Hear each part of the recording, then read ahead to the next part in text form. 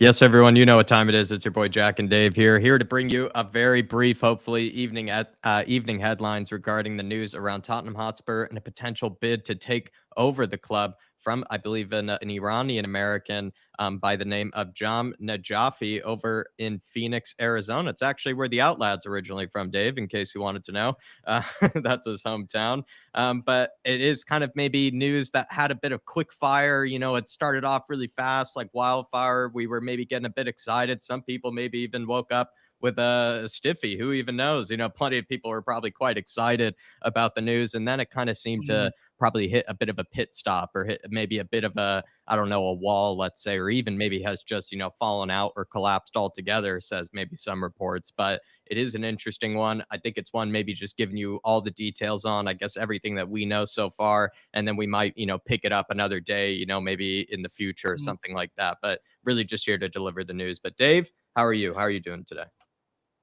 Yeah, look, I'm good. First of all, apologies for being late. I was on another channel, so I just flying in here. But look, I want to address one thing just quickly that I've seen. Look, not only last night, Jack, but it's happened a lot recently.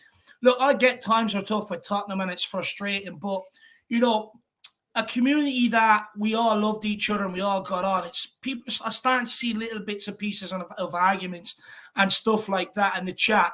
And I would just like if we could, I get it's frustrating and stuff like that, but let's not take it out on each other. At the end of the day, we spent years here, building friendships and all that sort of stuff. And it's just sad to see that people are getting at each other's throats over Tottenham Hotspur. I get we're passionate, which is great. I'm passionate. I'm probably, I get a lot angry at times and all that sort of stuff. But look, let's just try and get on. Let's all try and be friends. At the end of the day, we spent years building these friendships.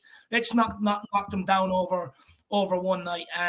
Over a silly little argument or a disagreement. And then, if you have rubbed someone up the wrong way, just simply just put in a message and say, look, I didn't mean to rub you up that way or whatever, and I'm sorry. So look, hopefully, look, there was an argument. I think it was between King Hoddle and Tequila yesterday, and look, I would like them to make up. Hopefully, one of them can extend an arm, whether it's King Hoddle or whether it's Tequila. But hopefully, we could just make up. And because look, the two of them, they're always in here all the time, helping, supporting us 100%. And it's just sad to see it happen. So hopefully, we can put it right. Tottenham is not worth falling over. I get it. There's a lot of different personalities, characters, and all that sort of stuff in the chat. And sometimes, I do it myself. Someone could put in a comment and you read it different rather than if you're on screen talking about it, and where you can get your point across a bit different. So hopefully, just no more arguments, please, because I don't like seeing it. At the end of the day, we all support the same club. We all love the one club, and we Yep. all want this one club to be successful. I think well said, Dave. At the end of the day, it is something we kind of take pride over here, I think, on this channel that everybody can feel comfortable in the chat. Everybody can feel like they can express their opinions without being ridiculed, mocked or anything. But, and also as well, we have plenty of fun around here. We do also like to have good, engaging, passionate debate at the same time. But we do, kind of draw the lines on a lot of things as well. So I think we do a really good job about it. I don't think we often usually have to bring this sort of kind of conversation into things. But let's just maybe have a quick, reminder of ourselves, that we all, support the same club. We all, support the same, the same, beautiful club, the same mighty Tottenham Hotspur. And that's really all we want to do is just to be able to get back to winning ways. And we're just, singing arm in arm, Dave, and, talking about the nicknames of all the players that we want to be praising, not mocking. And we just want to be at a time where everybody can just be, happy about where we're headed. And unfortunately, it's not really the case right now. So it does get a bit, heated. It does get a bit passionate because we all see, differently on things. And let's just realize that I think also this channel has been a place where people can see differently on things without, it really getting to a headlock or it really getting, too, out there, it getting maybe too over the line. Because I think we have a lot of people who come on here with different opinions, but they always leave here, I think, having a good conversation and feeling like, they had their opinion heard and, expressed. And I think, it's something we do over here. We don't like to And attack others or other channels or anything like that. We try to make this a nice place for everybody. And like I said, usually a conversation we don't often have. And that's because we do a great job. And that not being us, I think it's you guys like in the chat and everything. I mean, do a great job. And the thing is, look, at the end of the day, we all want Tottenham to be successful, right? Whether you see things differently or not, everyone has their own ideas of what's wrong, how to fix it, and how to go on and get trophies. And that's all we want at the end of the day. I think we've just got to maybe keep that at the back of our mind. Even though we disagree with somebody, they still want the same thing as what we want, which is successful Tottenham and winning trophies at the end of the day. So, look, I get it's frustrating. I get these things are going to happen. But look, hopefully we can all just keep moving forward, because by us falling out, it's never going to achieve anything. The more people that want to have their saying, give their points of views, the better it is for everybody. So hopefully we can just all maybe get back to being friends again and moving forward, Jacko. Exactly right. A lot of good faces in here in the house, everybody, but we did want to keep this kind of a brief news update because, of course, there's plenty of good football on later as well that even me, myself, a bit of a football nerd, want to catch up on. But I just want to say hello to the likes of Carl Higgins, Wayne Bonner, Chris, Claris, Rick C, AE is in the house, Dave, Dermot's in the house, the Queen Ellie is here, of course, Tequila, good to see you, my friend Tequila, John Ellishol's in the house, Mark Gahey is here, we have Dan Davenport, the likes of as well, Brandon Troller, good to see you, Brandon, hopefully all is good with you, my friend, Derek Hutchinson is here, good to see you too, Derek, Mary W is here too, Dave, Vincent Webster, making sure I'm not missing anybody, VHS, hopefully you're keeping well, my friend, Chris is in the house too. DeBottom Duda. Good to see you, DeBottom Duda. And then just making sure I'm not missing any good soldiers out there. Dan Coy's you good man. Good to see you in there as well. And then Mark, hopefully you're keeping well, Mark. But everybody, like I said, a news update basically on all the kind of, wildfire news around kind of the takeover this morning. Going to give kind of our brief thoughts on it, but also just kind of give you the news that have come to us thus far. Please, please, please smash that like button. Everybody that's in here already, feel free as well to keep getting in your comments. Feel free to ask us anything if you do, maybe have something that's been on your mind, maybe regarding this news as well. Be free to answer it. And if you do want to skip the queue, feel free to throw it in as a super chat. It's a great way to support the channel, everybody. But let's get straight into it. David started out with the Financial Times kind of breaking the news this morning, whatever it was, Dave. And I believe their kind of headline was billionaire Jahm Najafi set to launch $3.7 billion bid for Tottenham Hotspur. The Iranian-American billionaire Jahm Najafi is preparing a blockbuster $3.7 billion takeover for Tottenham Hotspur, the Premier League football club, according to two people with direct knowledge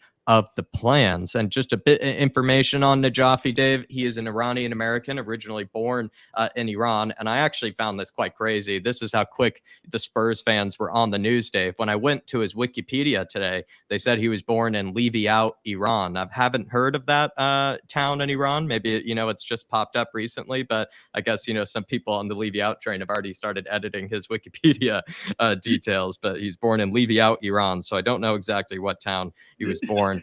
Residing. Yeah, Dave, sorry. Oh, that's a classic. I love when football fans get creative like that, Jack. It's a small and up and coming prosperous community, Dave, in Iran.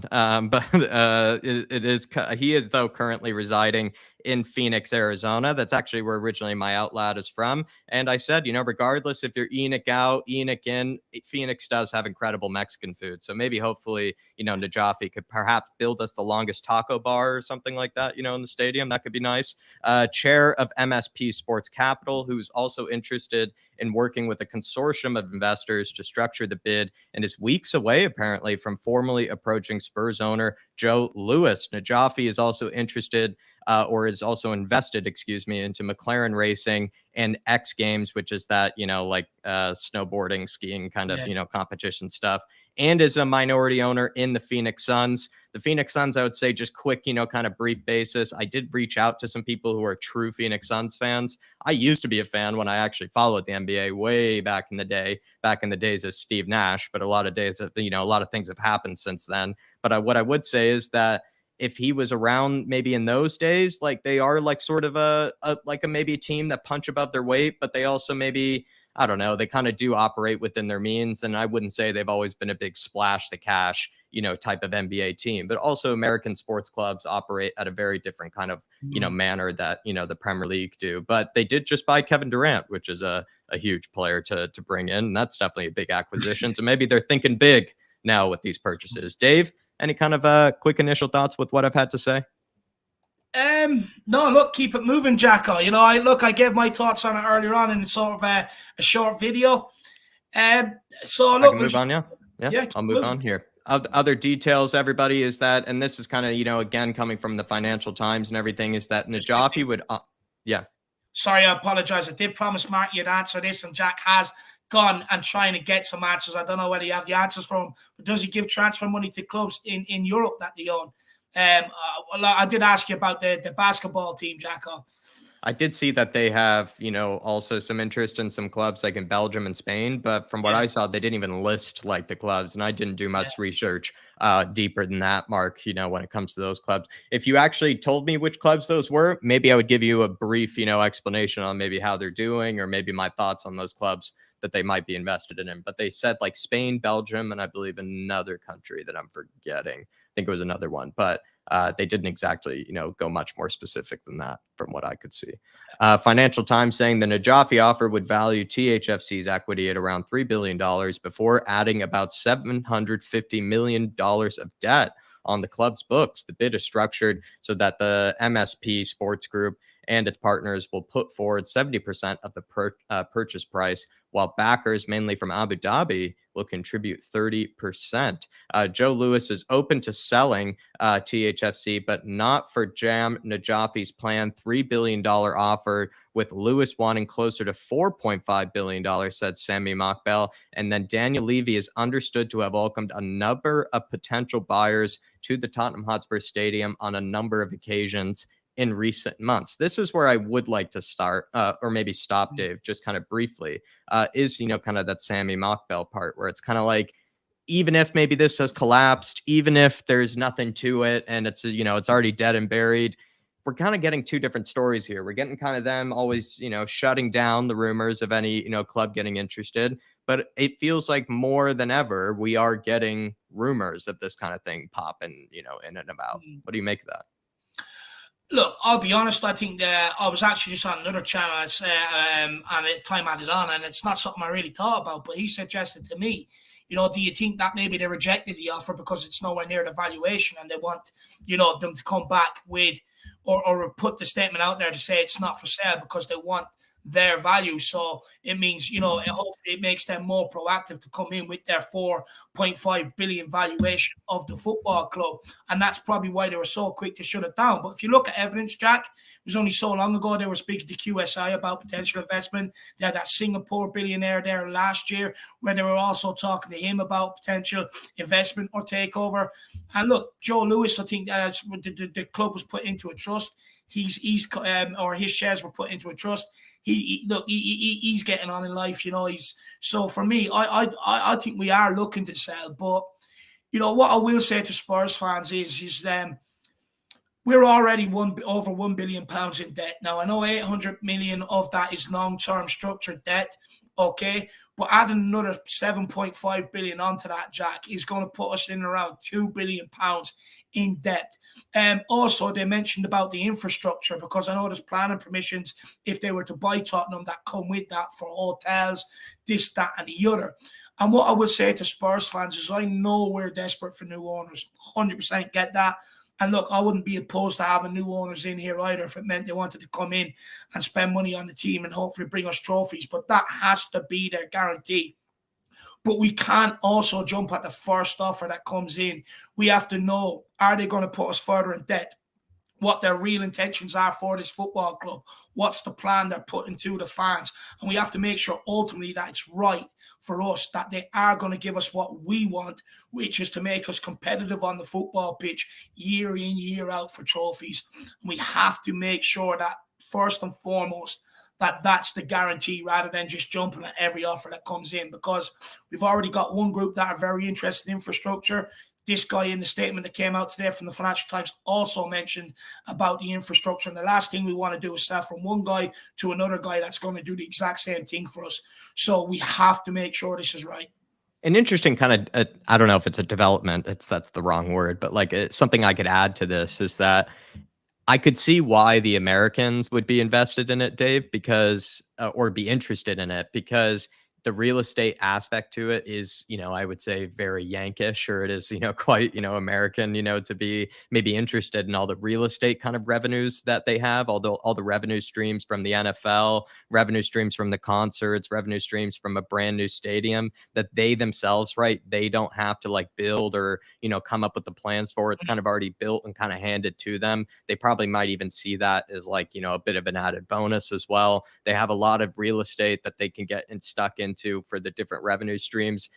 The way that Daniel Levy kind of runs the club, it is sort of similar, I would say, to maybe how a lot of Americans kind of run their various sort of kind of sports franchises and whichever ones that they kind of operate in. So I'm not saying that, this guy would come in and be worse than Daniel Levy by any means. But what I would say is I'm not surprised if maybe Americans, Dave, might be a bit more interested in Tottenham Hotspur than, let's say, I don't know, as somebody that might be there to maybe do a bit more of sports washing and things like that. That's just because like I feel like they would want to be interested in like, the real estate. They would want to be interested in the NFL. They would want to be interested in kind of all the things that Daniel Levy, let's be honest, has kind of put a lot of his money into. Like he's put a lot of his money into all these other various revenue streams that can, earn money for the club. And I feel like the next potential buyer probably needs to be interested in that. He can't just be, or he wouldn't just be interested in just like making Tottenham, a great team, because then why would you overpay for a club like that? I feel like you would overpay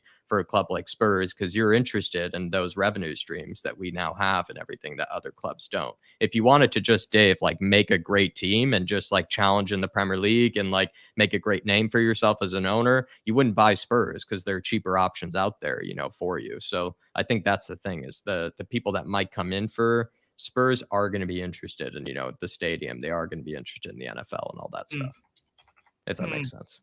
Yeah. Look, of course they are. It was mentioned about these guys were impressed with the different revenue streams. And look, that's going to still continue. Make no mistakes about it. But we do need guarantees that they are going to focus on the football side of things as well. Dermot Troll and THFC Till I Die, he says, I've always said the channel is my safe place where I can come and enjoy the talk and feel I can say what I want. Thank you, Dave and Jack. No, really appreciate that, my man, Dermot. Look, I guess where I'm coming from is, as just from my own personal experiences, like, we all suffer from depression. We all get down. We've all got, more stressful things going on outside of the internet and stuff like that. And, arguing with people over Tottenham Hotspur just adds to it. And what I guess I'm trying to say is, Dermot, is just that nobody needs it, man. Life is stressful enough and nobody needs it. So, but big up, my man. Really appreciate the support, Dermot. Love you, Dermot. Pick up, brother. And we've got Faz Rafar says finance cap on will be no bid if the club is not for sale. Look, like I said, it could very well be that the club's not for sale, but when you look at the QSI talks, you look at that Singapore billionaire from last season, it probably contradicts the statement that came out today, right, Jacko? What contradicts maybe the statements that the club isn't for sale is that Sammy Mockbell, and I believe what was the person who broke the QSI investment story, has said they said that Daniel Levy has been meeting with a variety of people, talking about things not also involving, I think, taking over the stadium, like maybe, who knows, like crazy, new kind of ways to, I don't know, make money. I don't know. I'm just not going to come up with anything. But they've been talking about things other than, just taking over Spurs. But he's been meeting with a variety of people, which has been confirmed, I think, by a few journalists, that would be capable and are / interested, according to people that are close to those people, in taking over a Premier League club and maybe even Tottenham Hotspur. And Daniel Levy's been meeting with some of these guys. And it's obviously not, I think, in some of these cases been dramatically serious, or like, they're meeting over a big, long, business table or anything. But it does seem like they're having talks, and Daniel Levy's is maybe having it more often than he usually is, hence why probably more of these news and these reports are coming out, because I just don't think these news and these reports come out for nothing. I think they do come out because they're being leaked by the people who are involved in maybe being interested in Spurs. That's how even this story came out in the first place, is that people close to Jahm Najafi have come out and said that Jahm Najafi is interested in Tottenham Hotspur. It's not people close to Daniel Levy are saying that Jahm Najafi is interested in Tottenham Hotspur. It's people that are on Najafi's side that are on this. And also, like I said before, like it does seem like Daniel Levy is at least flirting around a bit more by the looks of things. And I will add, just because they come out and say the club's not for sale, it doesn't mean they still can't receive offers for it. So, it And doesn't their necessarily. MO, like I said too, Dave, has kind of always just been to deny, like, which is totally fine. But they have been flirting. Let's just say, Dave, they've been flirting. Yeah. Yeah, Sorry. for sure, for sure. Paul Markey says Levy is trying to make the club self-sustainable. These guys are about the book and will asset strip to recover any losses. Be careful about wishes. Jack, yeah, do you understand what he's talking about here? Levy is trying to make the club self-sustainable. These guys are about the buck and will asset strip to recover any losses. Be careful. Maybe he's kind of talking about a Glazer type situation, or he's kind of just talking about how maybe the Americans will come in and try to operate as well, like within their means. But then they might be a bit more ruthless about the losses. Well, they won't take maybe the losses themselves maybe as much, and that's maybe what he's alluding to. Perhaps they could if it ends up not being successful, whatever plan they have set out for the club, they might not take the burden themselves of fixing it. Perhaps they might end up making the club even worse and taking on further debt, taking on further losses and whatnot, and not trying to fix the problem with their own pockets. Maybe that's what Paul's alluding to. I can't speak to it though, because I think with the Americans, that's fully capable. Like, there has been a mixed relationship with American investment. I think all over Europe, you've seen some clubs have it done successfully, and you've seen some clubs do exactly what Paul is talking about, actually. And it's true. I even once, Dave, did have a conversation with a guy that was connected to people who's like American guys that, like, I think have interests in like these little French clubs and stuff that they try to like prop up and stuff. But he said themselves, they all try to operate it within their means and try to make the biggest profit off of young players and young talents and like things like that. So it's not all too dissimilar. Let's say it's not too dissimilar. Mm. Oh, my wish is this guy comes in and acts a bit like Todd Bowley, to be honest, when it comes to player recruitment. That would be nice. But big up Paul Markey, my man. Really appreciate the support, brother. Look, I'll be honest, this asset stripping stuff, it's not really my forte, my man. But Jack understands it. Kay says, rumor says Levy's head is now moist with sweat. I'd say he's sweating, but look, a lot of people are saying that Daniel Levy is looking to stay on. He wants to keep his job. Look, if I was Levy and I'm being paid that amount of money and all these bonuses, of course I'd want to keep my job and stay on. I wouldn't be looking at having to go and try and find another job, this, that, and the other. Plus, he's supposed to be a supporter of the club. But look, what I will say, Kate, it'd be very interesting to see what happens over the next while, especially with the reports coming out later on, earlier today, saying that the club isn't for sale. It'd be interesting to see whether this guy Jahm Najafi decides, okay, well, ignore that, I'm going to put in a bid anyway and see what happens. So look, exciting times ahead. Let's wait and see what happens, my man. But what I will say to people is, if the bid does come in, it's a win-win for Tottenham, even if they reject it, because at the end of the day, then it just puts so much more focus on the owners to deliver what the fans want. And more fans will say, well, hang on, you had the opportunity to sell it, you refused. So if you don't give us what we want, we're going to kick up an even bigger fuss. But big up, Kate. And then we've got Brandon Troller says, if Levy tried to skimp Kim Min-jae for 5 million instead of 10 million, imagine the dance he'd do with selling the club, going to twirl around like Swan Lake's queen. The Olympics, like the Olympic gold medal figure skating final. That's what Daniel Levy, for the 4 billion. Yeah, absolutely. Look, everything in the world we live in now, Brandon Troller, absolutely everything has a price, and I believe they'll have a price on what they think they'd accept if it ever came in. So I do believe if this guy matched it, you probably would see a sell. I believe they do. I believe Enoch definitely have a figure of what they'd be happy to recruit. You got to remember that I think they bought the first 26% shares for like something like 20 odd million or something like that. So the profit they're going to make is absolutely astronomical. Another thing too, Brandon, kind of alluding to your metaphor here. I mean, they even said in the Financial Times article that Najafi's kind of consortium, Najafi's kind of backers, all the other people invested in this, they're kind of, going to be taking a few weeks here until they approach, it said Joe Lewis. I believe that was one of the quotes. Maybe I can pick it up there. I think, yeah, it was. They were saying they were going to take even a few weeks before they really do even come more officially towards, Joe Louis and Levy with an actual offer. So clearly they're getting their ice dancing, and ice skating routines done down before they do mess with the big bad Daniel Levy and Joe Louis, because they know they're going to need to come full Blades of Glory style. Pick yourself up. I've just got images of Daniel Levy and leotards out Totally. practicing ice skating. Big up, Brandon Charlotte. Not an image I wanted tonight, but thank you very much, my man. Big yourself up. And look, Jacko, we'll keep cracking on.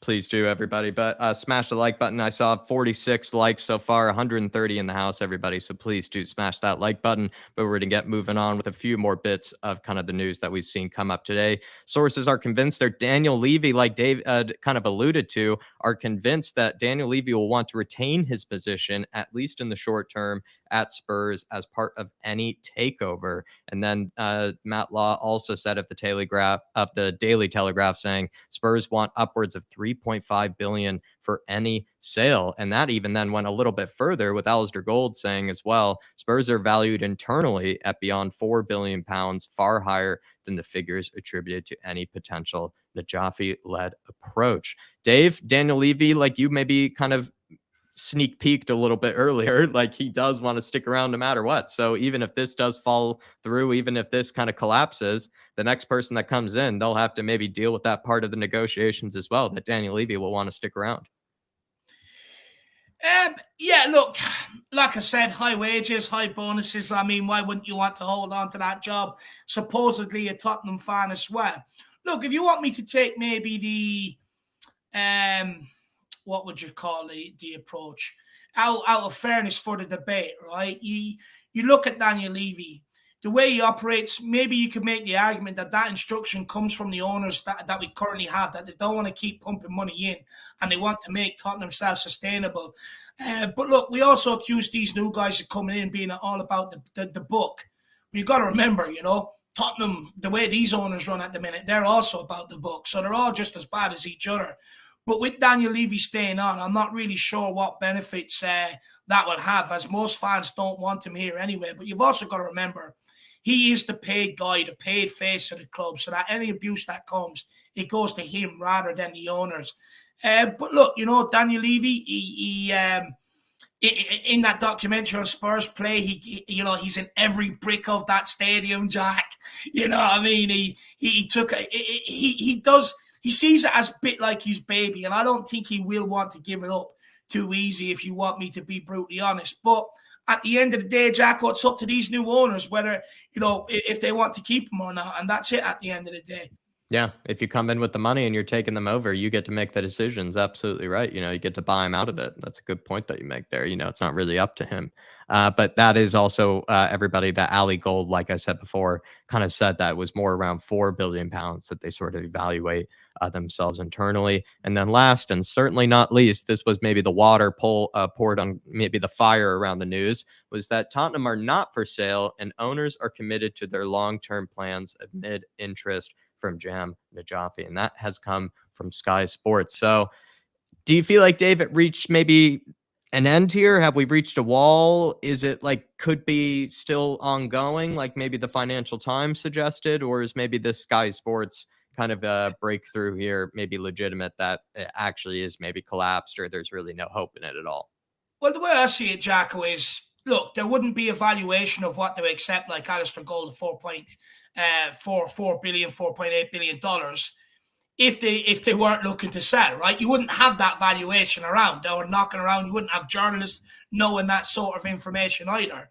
And at the end of the day, they can come out and say what they want, but this still doesn't stop this guy from coming in and making a bid. He can still come in and put in a bid. Look, funny enough, I don't think we've seen the end of this. Like we already alluded to, QSI, that Singapore billionaire last year, they're clearly floating around talking to money people. So I think this statement came out, to be honest with you, because they, instead of sitting there and this bid comes in and it's a big drawn out process, it's like, look, this is our valuation, you either meet it or it's not for sale. Yeah. That's where I think we're at with it. But look, what I'd say to this Jahm, the Najafi guy, if you're watching, because I know Todd Bowley does with his Chelsea channels and all that. He does watch them and everything else. Put the bid in. Put the bloody bid in. And, let's test them. Let's test them, because then they've got a decision to make. Do they want to continue on with their long-term plans? Or, as their valuation met and they want to sell. But the problem they have is, Jack, is Enoch and Levy, right? They want the club to be sort of self-sustainable. They operate under a certain business structure, business model.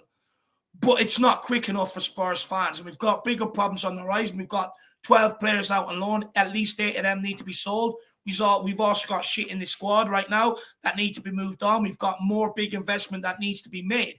And Tottenham fans don't have the patience to do it their way under their model and as slow as they take to do it. So if this bid comes in, Spurs fans will be putting massive pressure on them to sell up. And I think that's why they've probably come out with this statement today where it's like, club's not for sale, because they don't want this long drawn out process, fans constantly at them.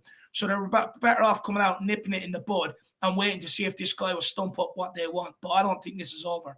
No, not by a long shot. I think that was a good point. I really liked what you said there, everybody. I would say I take a lot of what David has said there. It's not, don't take it as fact, don't say it as true, but I think that was a good I found that to be a good insight, actually, that right, they're coming out right away and saying, listen, everybody, we're not listening to a bid of that sort of size. Like, we're going to outright just deny that we're not going to listen to that type of bid, to put kind of cold water on the rumors and to maybe kind of like nip it in the bud, like you said, Dave. So I don't know. I feel like it's probably not going away just because of all the various rumors that we've had and everything. So it does feel like it could come up again. In the time being, I have asked, people who are Phoenix Suns fans, various, YouTube channels and whatnot, to see if they, know anything about Najafi or have any, strong opinions about him, since he's been, a minority investment owner in the likes of Phoenix, in the Phoenix Suns. I've also reached out even to the Outlet Dave and, see if he knows anybody back in the hometown and, knows any, Najafi, connected people. So hopefully we'll come back to you with any, further news, some inside news, Dave. We'll get some ITK, Irish Hotspur news for the next one via Jack. But I think for now, everybody, we'll just leave it there and see if some news come up, again. 100%. So look, Jack has the feelers out to sort of, get some info on this guy. So let's wait and see what comes back. Dermo says, can anyone tell me what the long-term plan is? I mean, it all came out last week, right? In the statements to the supporters trust, and stuff like that, Jacko. Sorry, say that again. I think I missed that, Dave. Sorry, say that. Saying, can anyone tell me what the long-term plan is when it comes to Levy and Enoch? Because, that statement that came out today saying, they're not selling, they want to continue with the long-term plan, which is, keep investing. Trigger word. Generation of Tottenham. They say the long-term plan is trophies and stuff like that, driving more revenue. We're not just relying on match day revenue and stuff like that. But look, they can have a long-term plan and want to drive all they want. The problem is not enough of that revenue is going into the football team. And the revenue that is, they're having too many misses in the transfer market because there's other areas like the scouting department that are just not fit for purpose. So, look, a lot of question the long-term plan as well, Dermot. So for them to even use that word, or that phrase exactly, it's going to probably, tick off some more people, I would imagine, because then the fact that they've even alluded to there being a long-term plan, people are going to be asking what it is, because a lot of people are not happy with it so far. So good point there. Yeah. So big up, Dermot. And look, what I will say is this club is quickly becoming a headache for these guys, with the supporters unrest, the mess of the scouting department, the youth academy, the playing squad, so it's quickly very much becoming a mess for them. So like I said already, let's see what happens. It doesn't stop just because they come out and put that statement in today. It doesn't mean this guy cannot come in and make a bid. And the fact that, they've spoken to other big money guys in the game contradicts the statement today. So I don't think this is over. Even if it's not Najafi, I think there'll be other, maybe headlines that come out of other billionaires potentially interested. But I would say there's legs to this one purely because he's an American business owner. You look at around the Premier League, the guys that bought Bournemouth, American. The guy that bought Chelsea, American. Liverpool, American. Man United, American. Arsenal, they've got American owners in there too with that Kroenke guy. So there's a lot of American people interested in the Premier League. So let's wait and see what happens. Now, I'm going to leave you all with a quick thought. It was an American bank that was bankrolling the Super League. And I wonder, is it a ploy to get as many American owners in there to get the original Super League they wanted? Because that also hasn't gone away. So I'm going to leave everybody with food for thought on that one, Jacko. A Yank takeover from the inside. I'm not having a pop at Americans. I love everybody, love I condone it. I'll all condone it. countries and everything else. I'm genuinely just sort of putting something out there for what I see around the landscape. So I'll condone it. I'll condone it. A little takeover from the inside. You wouldn't put it past him. Wouldn't put it past him. no, Well, everybody, we'll leave you there. Enjoy the rest of your evening. We'll be back tomorrow with some content as well, everybody. But just a bit of evening headlines, for you guys to get catched up on in case you did need to get a bit of clarity and also maybe just wanted to hear our thoughts on it. But we'll leave you there, everybody. As always, for at least us, come on, you Spurs. come on, you Spurs. And in Conte, we trust. And go and enjoy the football this evening. Take a night off. Come on. See you, everybody. See you. Everywhere we go.